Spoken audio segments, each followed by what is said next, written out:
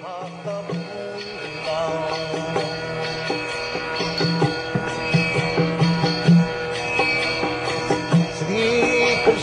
Caitanya Nityananda Advaita Gadadhar Sivasati Gaur Bhakta Vrinda.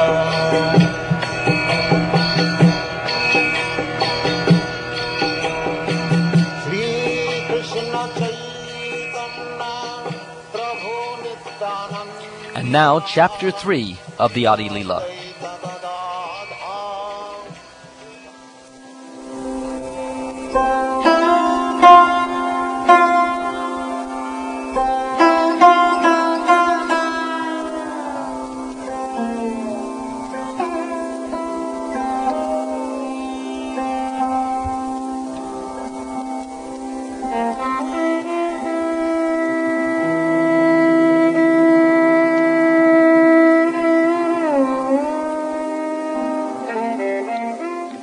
I offer my respectful obeisances to Sri Caitanya Mahaprabhu. By the potency of the shelter of his lotus feet, even a fool can collect the valuable jewels of conclusive truth from the minds of the revealed scriptures. All glories to Lord Chaitanya. All glories to Lord Nityananda. All glories to Advaita Chandra. And all glories to all the devotees of Lord Chaitanya. I have given the purport of the 3rd verse. Now, O devotees, please listen to the meaning of the 4th with full attention. Srila Rupa Goswami says in his Vidagdha Madhava, "May that Lord, who is known as the son of Srimati Shachi Devi, be transcendently situated in the innermost core of your heart. Resplendent with the radiance of molten gold, he has descended in the age of Kali by his causeless mercy to bestow what no incarnation has ever offered before, the most elevated mellow of devotional service, the mellow of conjugal love."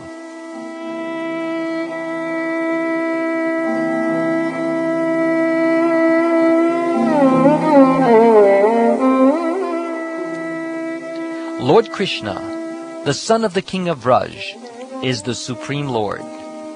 He eternally enjoys transcendental pastimes in his eternal abode, Goloka, which includes Vrajadam.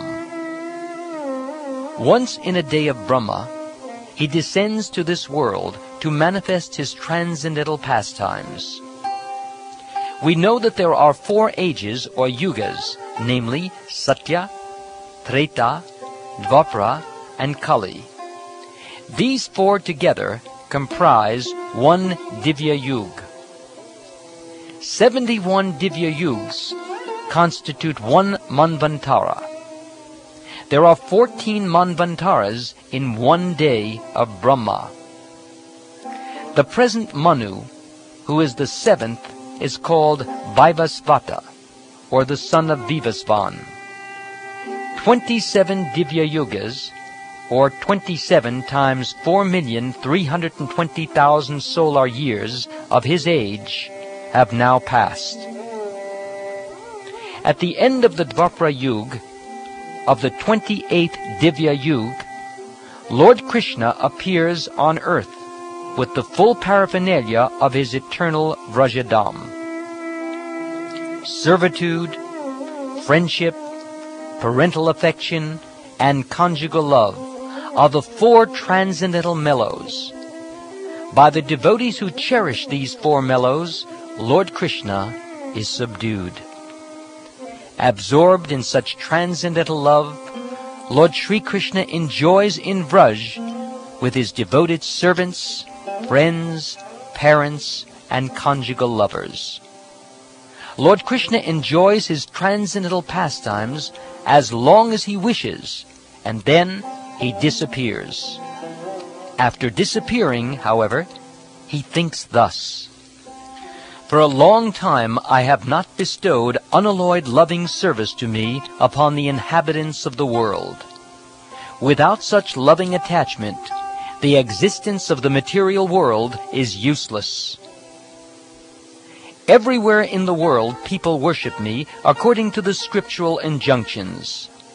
But simply by following such regulative principles, one cannot attain the loving sentiments of the devotees in Vrajabhumi. Knowing my opulences, the whole world looks upon me with awe and veneration. But devotion made feeble by such reverence does not attract me. By performing such regulated devotional service in awe and veneration, one may go to Vaikuntha and attain the 4 kinds of liberation. These liberations are Sarshti, achieving opulences equal to those of the Lord; Sarupya, having a form the same as the Lord's; Samipya, living as a personal associate of the Lord; and Salokya, living on a Vaikuntha planet. Devotees never accept Sayuja, however, since that is oneness with Brahman. I shall personally inaugurate the religion of the age, Nam Sankirtan, the congregational chanting of the holy name. I shall make the world dance in ecstasy, realizing the 4 mellows of loving devotional service. I shall accept the role of a devotee, and I shall teach devotional service by practicing it myself. Unless one practices devotional service himself, he cannot teach it to others. This conclusion is indeed confirmed throughout the Gita and Bhagavatam. Whenever and wherever there is a decline in religious practice, O descendant of Bharat, and a predominant rise of irreligion, at that time I descend myself. To deliver the pious and to annihilate the miscreants, as well as to re-establish the principles of religion, I myself appear, millennium after millennium. If I did not show the proper principles of religion, all these worlds would fall into ruin. I would be a cause of unwanted population and would spoil all these living beings. Whatever actions a great man performs, common men follow. And whatever standards he sets by exemplary acts, all the world pursues. My plenary portions can establish the principles of religion for each age. No one but me, however, can bestow the kind of loving service performed by the residents of Vraj. There may be many auspicious incarnations of the personality of Godhead, but who other than Lord Krishna can bestow love of God upon the surrendered souls? Therefore, in the company of my devotees, I shall appear on earth and perform various colorful pastimes. Thinking thus, the personality of Godhead, Sri Krishna himself, descended at Nadia early in the age of Kali.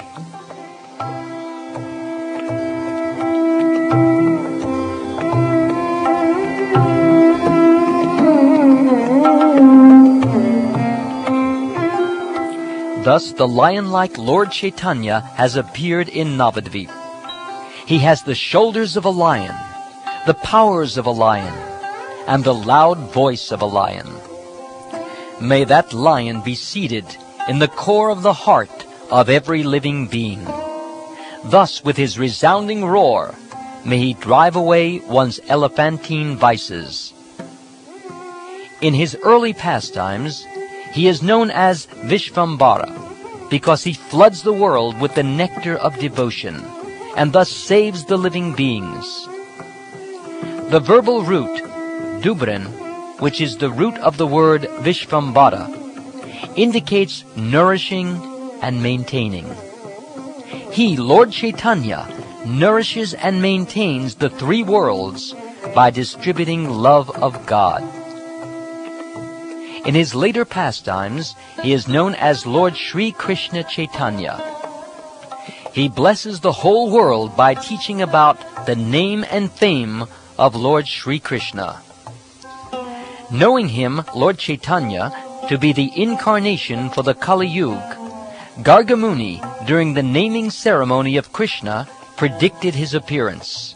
He said, "This boy, Krishna, has 3 other colors, white, red, and yellow, as he appears in different ages. Now he has appeared in a transcendental blackish color. White, red, and yellow. These are the 3 bodily lusters that the Lord, the husband of the goddess of fortune, assumes in the ages of Satya, Treta, and Kali, respectively.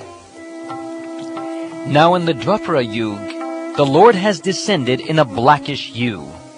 This is the essence of the statements in the Puranas and other Vedic literatures with reference to the context. In the Dwapara Yuga, the personality of Godhead appears in a blackish hue. He is dressed in yellow. He holds his own weapons, and he is decorated with the Kaustuba jewel and marks of Srivatsa. This is how his symptoms are described. The religious practice for the age of Kali is to broadcast the glories of the holy name. Only for this purpose has the Lord, in a yellow color, descended as Lord Caitanya. The luster of his expansive body resembles molten gold. The deep sounds of his voice conquers the thundering of newly assembled clouds. One who measures 4 cubits in height and in breadth by his own hand is celebrated as a great personality. Such a person is called Nyagroda Parimandala. Sri Caitanya Mahaprabhu, who personifies all good qualities, has the body of a Nyagroda Parimandala. His arms are long enough to reach his knees. His eyes are just like lotus flowers. His nose is like a sesame flower, and his face is as beautiful as the moon. He is peaceful, self-controlled, and fully devoted to the transcendental service of Lord Sri Krishna. He is affectionate toward his devotees. He is gentle, and he is equally disposed toward all living beings. He is decorated with sandalwood bangles and armlets, and anointed with the pulp of sandalwood. He especially wears these decorations to dance in Sri Krishna's Sankirtan. Recording all these qualities of Lord Caitanya, the sage Vaishampayan included his name in the Vishnu Sahasranam, or the 1,000 names of Vishnu. The pastimes of Lord Caitanya have 2 divisions: the early pastimes, or Adi Lila, and later pastimes, or Shesha Lila. He has 4 names in each of these 2 Leelas. In his early pastimes, he appears as a householder with a golden complexion. His limbs are beautiful, and his body, smeared with the pulp of sandalwood, seems like molten gold. In his later pastimes, he accepts the sannyas order, and he is equipoised and peaceful. He is the highest abode of peace and devotion, for he silences the impersonalist non-devotees. In the Srimad Bhagavatam, it is repeatedly and clearly said that the essence of religion in the age of Kali is the chanting of the holy name of Krishna. The saint Karabhajan said, "O king, in this way people in Dwapara Yuga worship the Lord of the universe. In Kali Yuga, they also worship the Supreme Personality of Godhead by the regulations of the revealed scriptures. Kindly now hear of that from me. In the age of Kali, intelligent persons perform congregational chanting to worship the incarnation of Godhead, who constantly sings the name of Krishna. Although his complexion is not blackish, he is Krishna himself. He is accompanied by his associates, servants, weapons, and confidential companions. My dear brothers, please hear all these glories of Lord Caitanya. This verse clearly summarizes his activities and characteristics. the two syllables Krishna are always in his mouth, or he constantly describes Krishna with great pleasure. These are two meanings of the word Krishna Varna. Indeed, nothing else but Krishna issues from his mouth. If someone tries to describe him as being of blackish complexion, the next adjective immediately restricts him. His complexion is certainly not blackish. Indeed, his not being blackish indicates that his complexion is yellow. Srila Rupa Goswami, in his Stava Mala, says, "By performing the sacrifice of congregational chanting of the holy name, learned scholars in the age of Kali worship Lord Krishna, who is now non-blackish because of the great upsurge of the feelings of Srimati Radharani. He is the only worshipable deity for the Paramahansas, who have attained the highest stage of the fourth order, or sannyas. May that Supreme Personality of Godhead, Lord Chaitanya, show us great causeless mercy."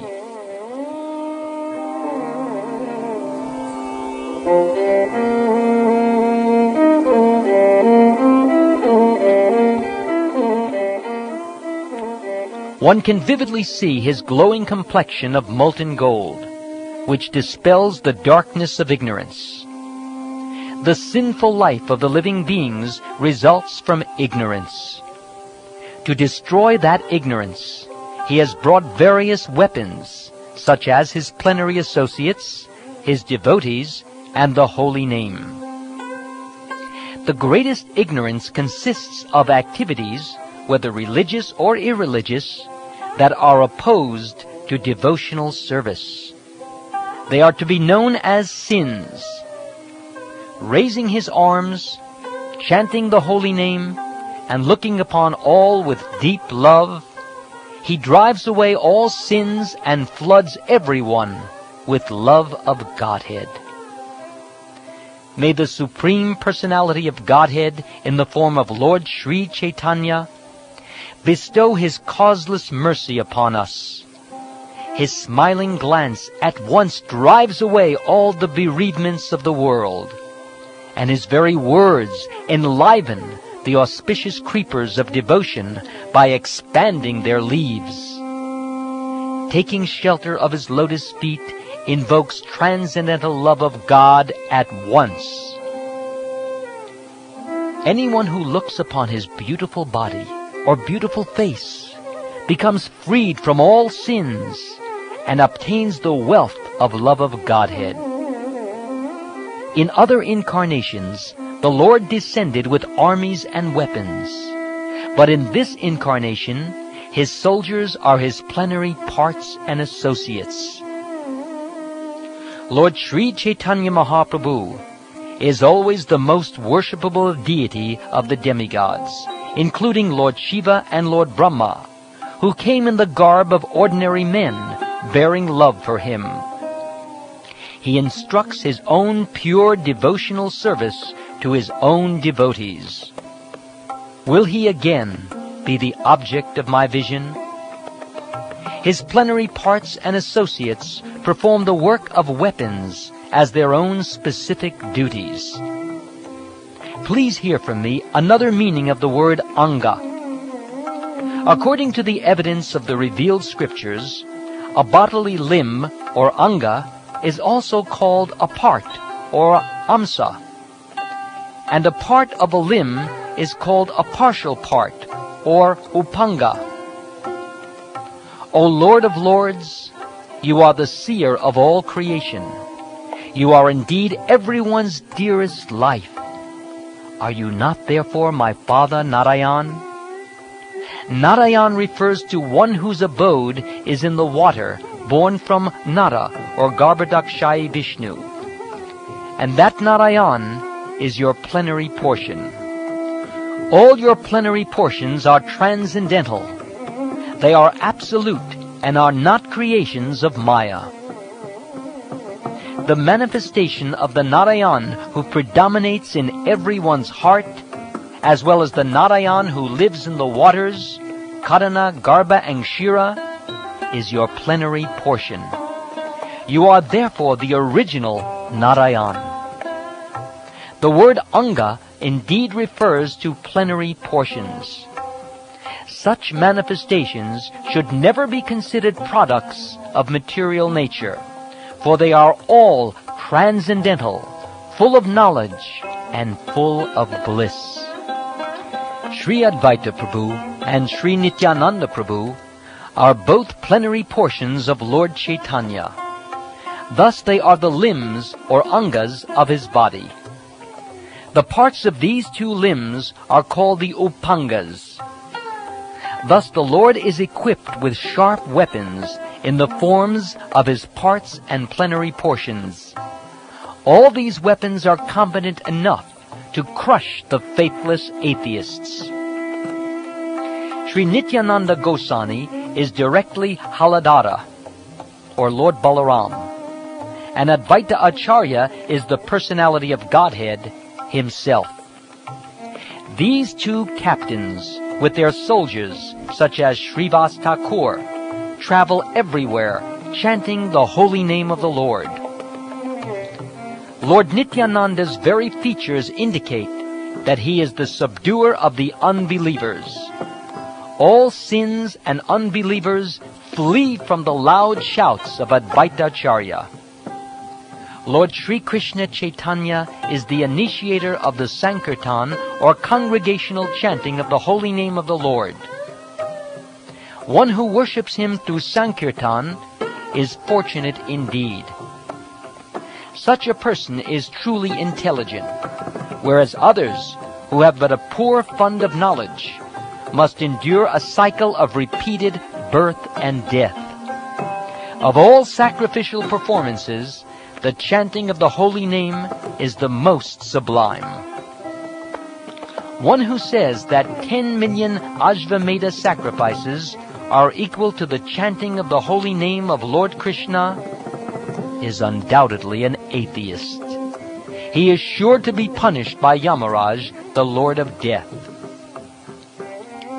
In the auspicious introduction of Bhagavat Sandarbha, Srila Jiva Goswami has given the following verse as an explanation. I take shelter of Lord Sri Krishna Chaitanya Mahaprabhu, who is outwardly of a fair complexion, but is inwardly Krishna himself. In this age of Kali, he displays his expansions, or his angas and upangas, by performing congregational chanting of the holy name of the Lord.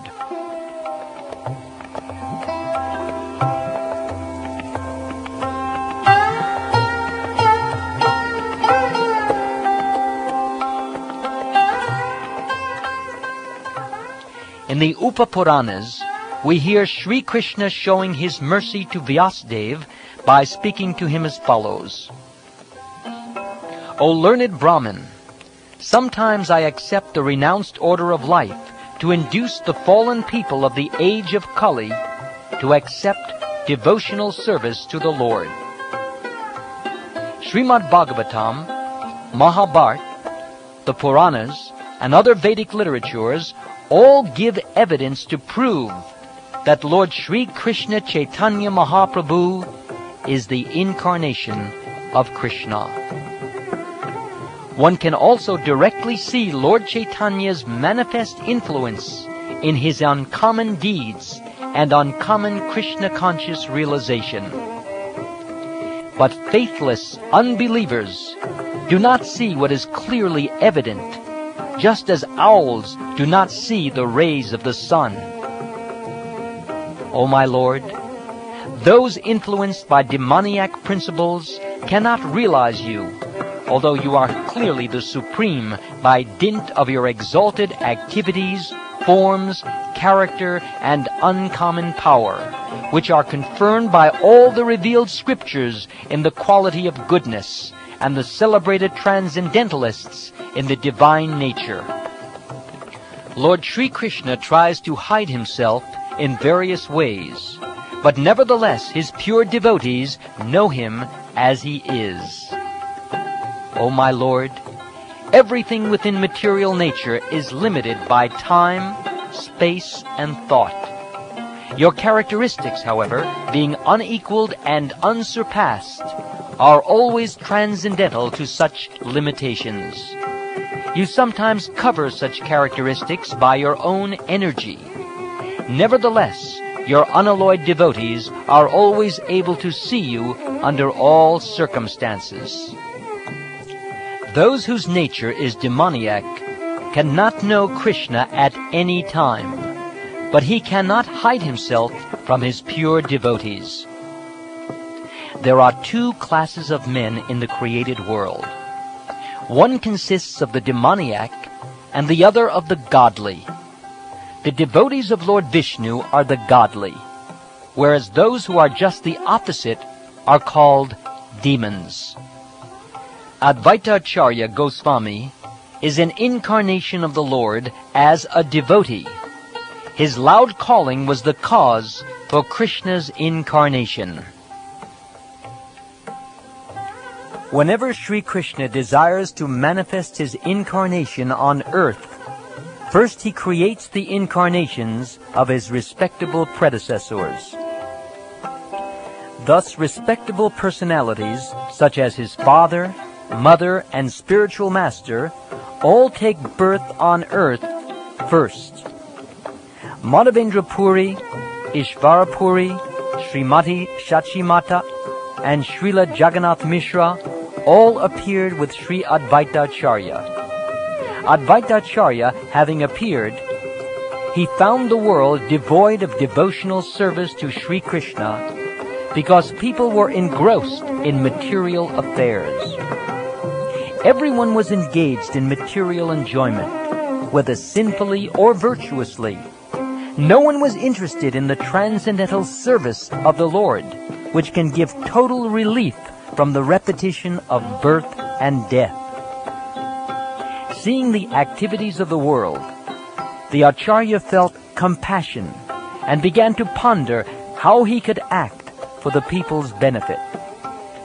He thought, if Sri Krishna were to appear as an incarnation, he himself could preach devotion by his personal example. In this age of Kali, there is no religion other than the chanting of the holy name of the Lord. But how in this age will the Lord appear as an incarnation? I shall worship Krishna in a purified state of mind. I shall constantly petition him in humbleness. My name Advaita will be fitting if I am able to induce Krishna to inaugurate the movement of the chanting of the holy name. While he was thinking about how to propitiate Krishna by worship, the following verse came to his mind. Sri Krishna, who is very affectionate toward his devotees, sells himself to a devotee who offers merely a tulsi leaf and a palm full of water. Advaita Acharya considered the meaning of the verse in this way. Not finding any way to repay the debt he owes to one who offers him a tulsi leaf and water, Lord Krishna thinks, there is no wealth in my possession that is equal to a tulsi leaf and water. Thus the Lord liquidates the debt by offering his own self to the devotee. Considering this, the Acharya began worshipping the Lord. Thinking of the lotus feet of Sri Krishna, he constantly offered tulsi buds in the water from the Ganges. He appealed to Sri Krishna with loud calls, and thus made it possible for Krishna to appear. Therefore, the principal reason for Sri Chaitanya's descent is this appeal by Advaita Acharya. The Lord, the protector of religion, appears by the desire of his devotee. In the Srimad Bhagavatam it is said, O my Lord, you always dwell in the vision and hearing of your pure devotees. You also live in their lotus-like hearts, which are purified by devotional service. O my Lord, who are glorified by exalted prayers, you show special favor to your devotees by manifesting yourself in the eternal forms in which they welcome you. The essence of the meaning of this verse is that Lord Krishna appears in all his innumerable eternal forms because of the desires of his pure devotees. Thus I have surely determined the meaning of the fourth verse. Lord Gauranga, or Lord Chaitanya, appeared as an incarnation to preach unalloyed love of God. Praying at the lotus feet of Sri Rupa and Sri Raghunath, always desiring their mercy, I, Krishna Das, narrate Sri Caitanya Caritamrta, following in their footsteps.